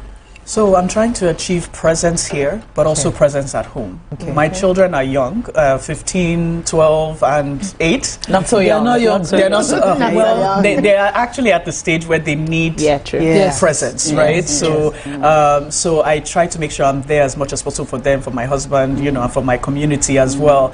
But at the same time, the company is young, and we're trying to build it. So I also need. So that's how we sat down as a family and we looked at it, and that's what we agreed on. So it's a sacrifice. It's not easy, but I feel very fulfilled. And every day they tell me, "I'm so proud of you, mommy. Keep going." You know, so it's really. We love to celebrate women who are doing amazing things. That's one of the reasons we got you here. Wish you the best. Thank you. I mean, we're here to support you. So whenever you need anything, let us know. Yes. We as women always like to just celebrate you and cheer you on. Thank you. I appreciate that. Thank so you. Before we let you go, there's this gist that is brewing that we just have to let you enter this matter. Hey, let me drink my tea. Drink it fast. And the Divya matter, Two-Face. I know it's not why you're Divya now. No, it's Two-Face matter. Annie. Two-Face with Divya. It's a serious matter that honestly I have been totally away from until this morning where there's breaking news. I just find this morning. And it's not funny because honestly it's a learning curve for a lot of us. Everybody, and it's important for us to not to joke about it, but to actually see how we can learn from it. So I think I'll let Nima. Nima always tries to. Nima is the right person to always give us a summary of this kind of gist. Nima always sabi all the angles. She's always busy. Okay, busy. First of all, let me let you establish. See Dibia until so BBC establish what is going on. Okay. So I was just around yesterday, drinking water and minding my business when I just entered the streets of Instagram, and I saw a brother Two-Face. He was sitting down doing like a press briefing or a press conference to the viewers, and I saw our Nigerian flag behind. So I thought maybe he has joined politics or something, or he wanted to just intimate us with the policies of our president. Only for me to be hearing that people have been alleging, they're alleging. Anyway, let them allege whatever they want to allege. That he's dating the honorable in Nima State. And they get fined. And there's nothing anybody can do about it. He's dating her. In fact, he loves her. He wants to marry her. People can go ahead and allege whatever. That he's okay with his annual. They are Let me not stress you too much. Let us play the video. Okay. We cannot stress you. Okay. Let's watch the video. We have been seeing some things. So many people coming up with their own false narratives and false talk and malicious nonsense. After I posted that stuff that I posted, yes, I posted what I posted, and any person will get brain, they understand, But for all of the people that have been saying different stuff that do not have any absolute clue of what's going on, I hell now. In a life perfect guy, not too much. You understand? See, everybody's going to be all right. Everybody's fine. There's no fights. There's no quarrel. There's nothing. I said what I said. All of us will be all right, and all of us are working to do bigger and better things. You understand what I'm saying? And Honorable Natasha, I see she has been tried. She has been called all sorts of names. She has been labeled as the homebreaker. You know, she is a young, brilliant. Just okay. Let me come to you, Amaka. Yes, the part that did not add is that after he now finishes his press conference of standing behind this woman, he now posted and said, Nigerians, I see people like to put mouth in everybody's matter. They could not follow me, beggar to marry me. Hey, Maka, why are you laughing like this? This matter is not a love, sweet.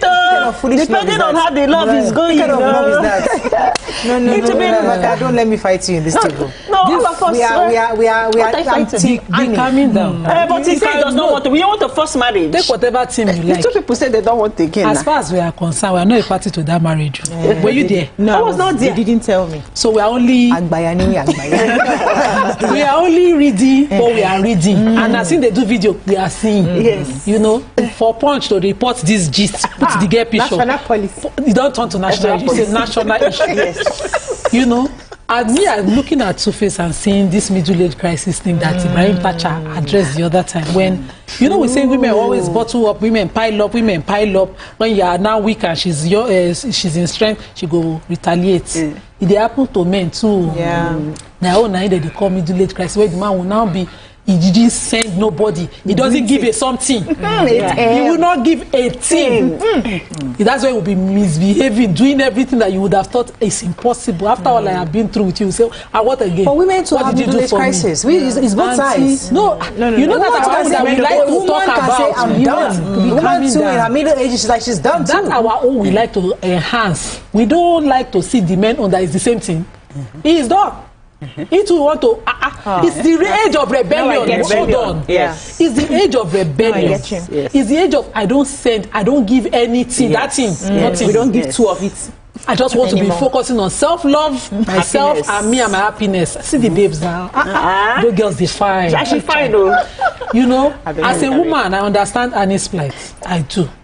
But I also wasn't there, and I cannot come and invalidate Two-Face's whatever feeling he has. I cannot invalidate it. Neither can I invalidate Annie's own. So I'm not for nobody. I'm not for anybody. Not for nobody. I'm not for anybody. I'm not for nobody. But the girl fine. Let me bring in the your view angle, which is that what we do on this table, we hear the story.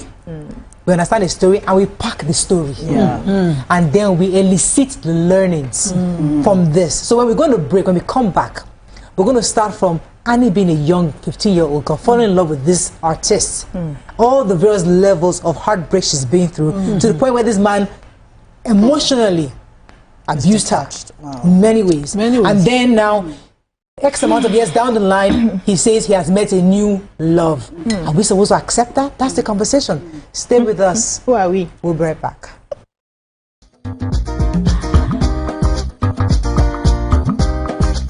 Stay tuned. Your view will be right back.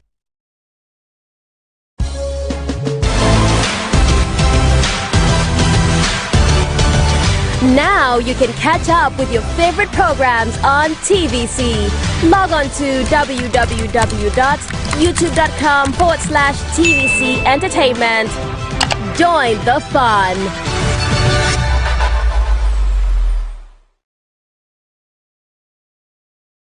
Brand new studio, brand new set, a new face, but still your favorite breakfast show, Wake Up Nigeria. It's a fresh new energy, new vibe. You smell that? Now that's the smell of tasty, tantalizing food from our various chefs.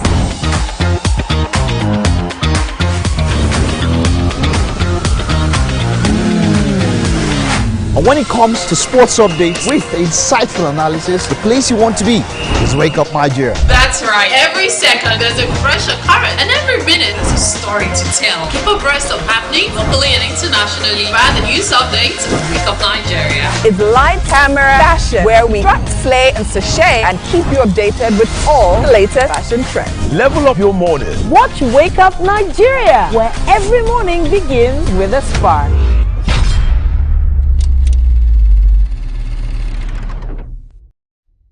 Valentine's season is here and love is in the air. Guess what? Your View is kicking off 2025 with a bang, hosting our first ever live show on the 14th of February 2025 at the brand new TVC Communications Eco Atlantic Studios. You want to be a part of the magic? It's simple. Secure your seat now by registering online. Just send us your name, phone number, and tell us why you would love to join the fun. Get ready for hot conversations, fresh perspectives, and a chance to share your own view on trending topics. And oh, did we mention we have tons of gifts up for grabs? Don't let anything ruin your Valentine's Day. Join us for love, laughter, and lots of unforgettable moments. See you there.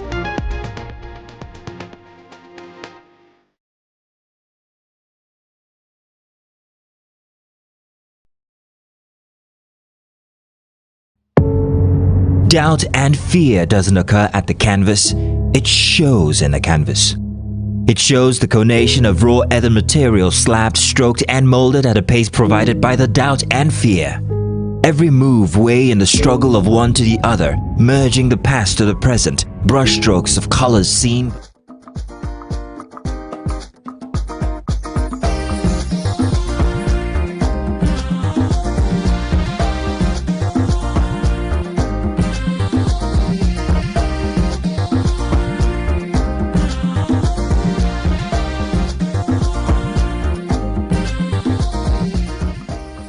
This matter. I'm not sure if Dr. Enna was coming right now, but let me come to BC because I was saying before the show, yes, we've seen the issue, right? What kind of lessons can we learn from this? Lessons full ground. Just be picking the one that resonates. Picking, and also help people, young people around you, not to make some certain mistakes. Now, what I see here is both of them are victims of their situationship. From the beginning, I wouldn't have called it a marriage because I can't be in a relationship with you and you are busy dropping children outside and I am still loving you. I know the grace. I wouldn't have stayed, right? But she stayed through it all. She saw the red flags, the Red Sea, not even, the Two-Face is a walking Red Sea, not even red flag. She saw the Red Sea before she decided to tie the knot with him. Was she expecting him to change overnight? We need to understand that men don't change. They get worse with age. So the package you get from the beginning, you ask yourself, am I ready to deal with this? We've had, I remember the first time we talked about it, that Nima was saying that we've had mothers who stayed. They know that this one is a mad person. So they make I focus on my self-love, I focus on my children, I focus on my business, and I mind my business. Do you have the capacity to stay? That's the question you'll be asking yourself. Apparently from, if you look at their history and how she would go around, according to people, allegedly chasing girls, fighting them, eyeing them for looking at him and all of that, you know that she does not have the capacity to collect all of this nonsense. But she stayed for whatever reason. True love. True love. I don't want to use the word that came to me so that they don't come after me again and say, you know, when somebody's down, feel for the person. But this is not love. It's not love. It's obsession. When you cannot give what you do not have. You cannot love somebody from an empty place. You have to be full to be able to give true love. You have to have loved yourself to be able to give true love. You can be in love with somebody and not end up with that person you love from afar because you realize that you are not compatible. Love is and not that enough. coming together will be toxic for your mental health. You love the person, but you let the person go. That's true love. So if she truly loved herself and she decided to give Two-Face the true love, she wouldn't have stayed in that relationship. From that first belle where they give another person, that relationship would have ended. She may still have supported his career, do what she needed to do, but she will know that I cannot be in a whether partnership or relationship with this sort of person for my own sake. So she abandoned herself and focused on her obsession. And that's the result of what we're seeing today. No, honestly, I mean, you make very good points. I would say, did she know herself? So even when we're talking medically, your frontal lobe does not even develop until you're well into your 20s. Yeah, then a man's zone does not even develop. So I heard you say this relationship started at age 15. Come on. So he defined her from a young age. He was her definer. And so she didn't even know who she was or what she could be. Probably her likes and her predilections were governed by what he liked and what he gravitated towards. So at the end of the day, when everybody knows you or defines you by this relationship, then you're afraid to leave because it's like, who am I? Who am I going to go to? And, you know, the shame that comes along with that, especially when you're young. So for me, I'm like, man, I just hope that at this point she has come to know who she is. Now? And yes, now. Because I can't even hit her over the head because she's so young. And I know you were talking about it that, you know, her women, the women around her, who were the voices, who was her support system. I think that is so key. Let me pause you for a second because I remember this thing. I can't remember who said what, but I remember during that period when there was the question of should she or should she not go with Anne? They wouldn't go with Two-Face. And people were saying Hillary Clinton stayed though. Our mothers stayed though. Which of your mothers?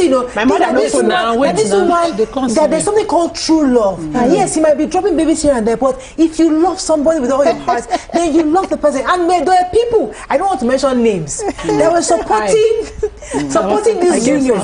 Suddenly, because the man has now worked out, we are now changing him out. Me, I don't understand that. But true love is two ways. Auntie, please. Let me ask more things. Our mother stayed. No. Our mother stayed. My mother did not stay. See. So our mothers are different. My people. You called Hillary Clinton. She's coming from a place of empowerment and choice. Thank you. She's Sidan Kidigba. She sabi herself. And she ran for president. Do you know what that is? She had an ambition. See, it's so funny how we women, we need to choose what we want from this man. We say men lie, men are scum, men are the... Two-Face don't come telling truth. Talk about CB. Put the cards on the table. You want to kill him? I appreciate a man that tells me, baby girl, I don't love you no more. I used to love you. I don't love you no more. I appreciate and respect that man that can tell me that so I can move on with my life. Not a man that holds me down because of what society says. You should respect that man. That is the truth. Two-Face never lied. He did not come and pretend that he was a saint. He never promised Annie monogamy. He came and he showed you by words and action the man that he is. Why do you want him to change? What is your problem? He can't. I have love and empathy for Annie, but sister, he told you who he was. Why do you want him to be somebody else? Okay, at this junction. Oh yeah, enter. At this junction, I'm for Annie. Yes. Because all of us cannot just be facing front. Now we know what we do, women. We know when the choice has to be made between having a child. We know the burden. We know how it is to carry a pregnancy. Me, for one, my mouth cannot even be sharp when they're talking about pregnancy and I'm saying ordinary pregnancy. I dare not. Not be for this my mouth. It's not ordinary. It is a life or death for me. My eyes see some things. So I know what it is. And then I have a problem. I said it earlier. Annie does not have the proper mentors. I'm not dealing with you, Annie. I'm talking about the aunties, the mothers in your circles. Because life happened to our mothers before it happened to us. So they tell us how to deal with it when it comes to our turn. Thank you to my auntie.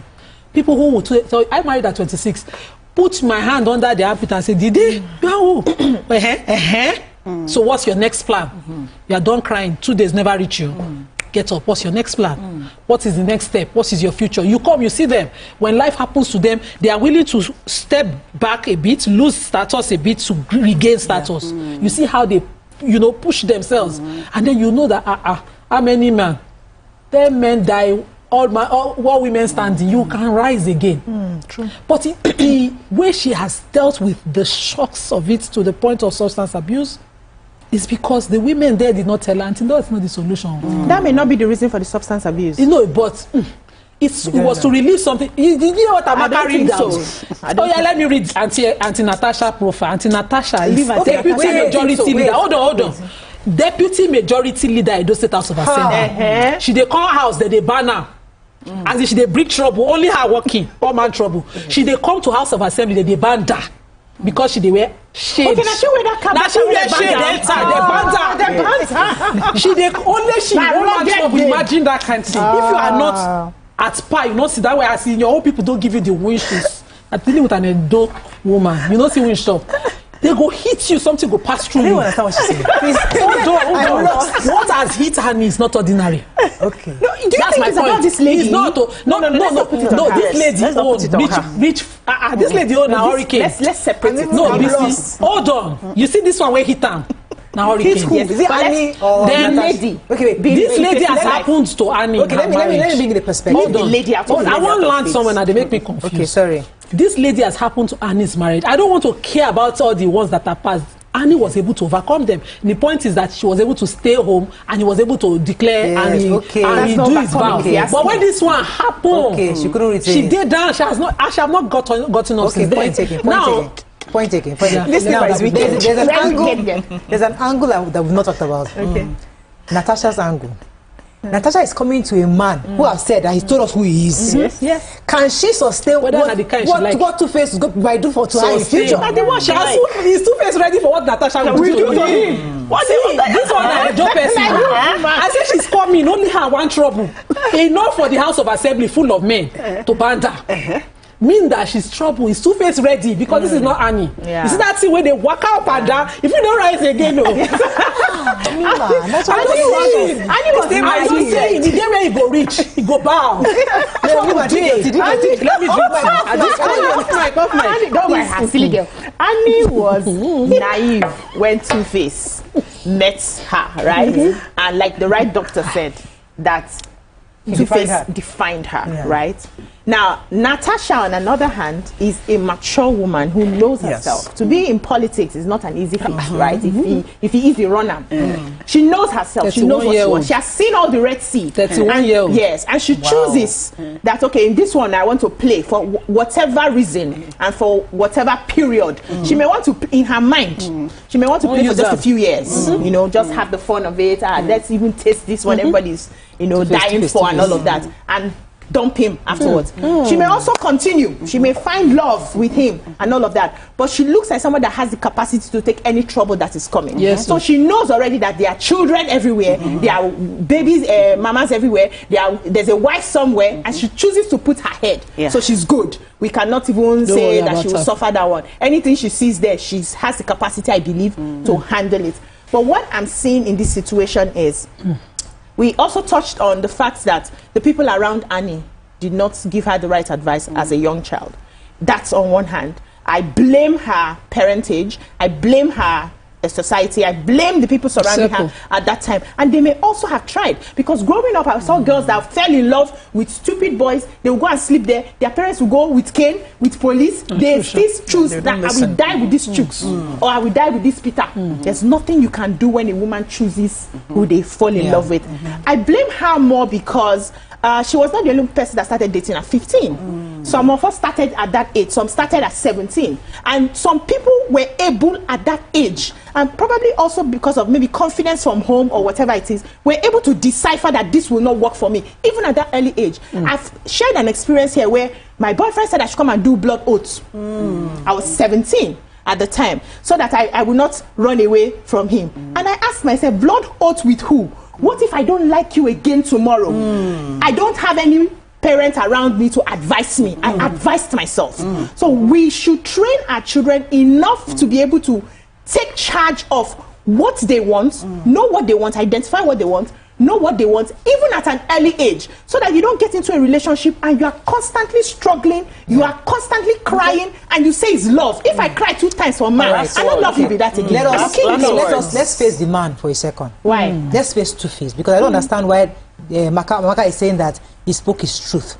This man, I don't think he should go scot-free for what he has done, how he has, I think in my own heart, probably damaged this young woman. How? Because I feel that he has led her on. The truth is that maybe it was societal pressure that caused him to stay with this young woman? Maybe for whatever reason, maybe at what point he needs to tell us society, because we're there when they were getting married, where the society was there.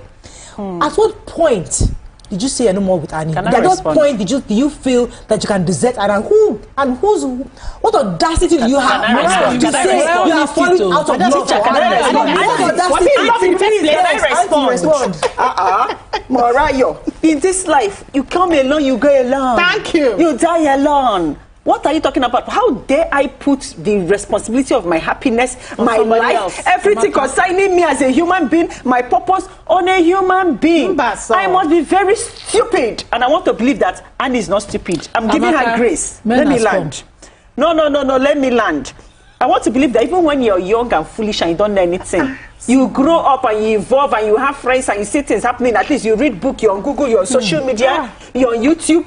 There are so many opportunities for you to learn and evolve. When do we tell a man to learn and also take responsibility for his own actions? Let me tell you something. The only last words I have here, because we don't have time for me to really pour out my heart, is that every woman, don't be comfortable. Don't sit down with that because he loves me, I'm a lover girl. The air he breathes. No, upgrade yourself so that you are indispensable. Even the ones that upgrade and are indispensable, they still dispense them. There are no guarantees in life. But I would say that if you have a healthy relationship, this does not sound like it was a healthy relationship. It wasn't. Right? But if you do have a healthy relationship, even with that, people can grow apart. But to prevent that, you have to constantly be in communication, constantly challenge yourselves. Hey, how are you? What's going on? What's going on new in your life? What are your new dreams? What are your new goals? So that you both grow together. Because we've seen it so many times where people are like, irreconcilable differences. We grew apart. We did this, we did that. And I don't feel like that always has to be the end of these things. But I do agree with you that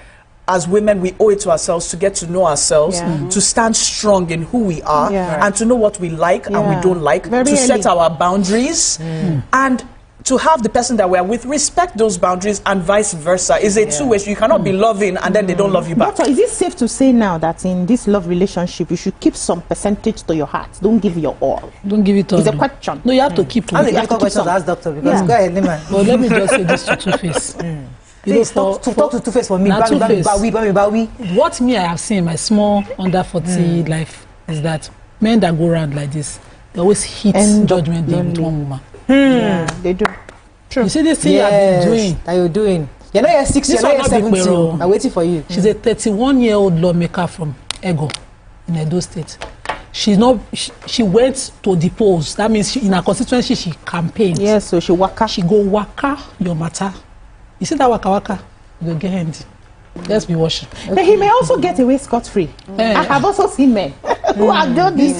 Some know they get scot. They have money. They have kept money for their burial. You see this thing called karma. You know they invite people for meeting. No, listen now. No, karma no they invite people. That is not why we should be good human beings. It's not about the end. Tomorrow. I'm not there tomorrow, but you people should enjoy it. Because this matter is still growing. It's still. I mean, there's a lot of layers and layers on this story, because a lot of women have to learn and a lot of men also have to learn, because the truth is that this was a public relationship, and that's why we're discussing it.